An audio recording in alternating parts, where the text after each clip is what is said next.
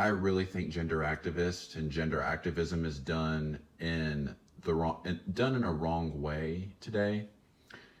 Most people most gender activists, they defend their own gender, whether it's women defending women or men defending men. When you defend your own gender, you're not really opening yourself up to self-improvement, because when you defend your own gender, it usually means you're attacking the other gender. Men attack women, women attack men. Feminists, men's rights activists, etc. But mainly those two. So the reason I do not agree with one sex attacking the opposite sex is because when you attack the opposite sex, it's not a door to self-improvement. You're not really allowing yourself to self-improve, because there's no self-criticism there. When you attack the other side, you're not criticizing yourself. You're criticizing the other side. You're more worried about the other person than you are yourself. That's why I do not agree with one gender attacking the opposite gender. Whether it's pulling up statistics, I mean, there are people who are very sincere about what it is they do, but at the end of the day, they're going against the opposite gender.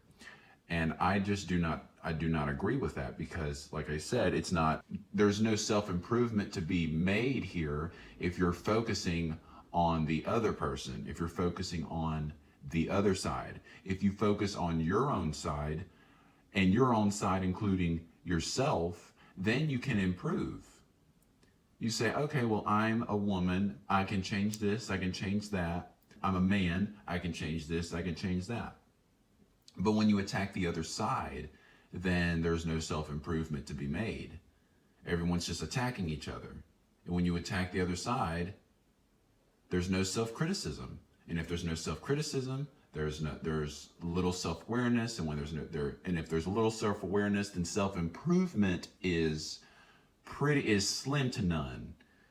So if people could focus on themselves and criticize themselves, if gender activists could criticize their own gender while empathizing for the other side, then we will actually start to see a change, because then everyone is working to become better people.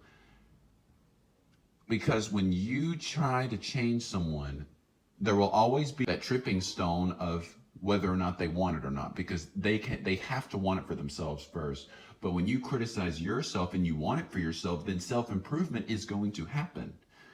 That is why we must, I don't want to say the word attack, but I'll just use the word attack for argument's sake. We must attack our own gender so that we may self-improve while empathizing for the other side.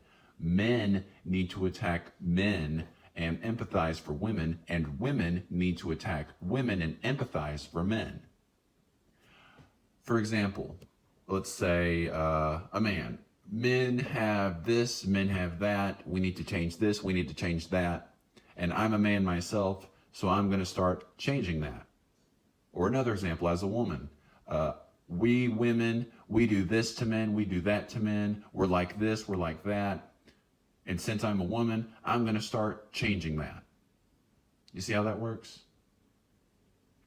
Men criticizing themselves and empathizing for women, and women criticizing themselves and empathizing for men. That's the way it needs to be. That is probably the best way to self-improvement, I think. Self-criticism, looking at yourself, looking in the mirror. Not pointing your finger, but looking in the mirror. That's what gender activists need to do, I think.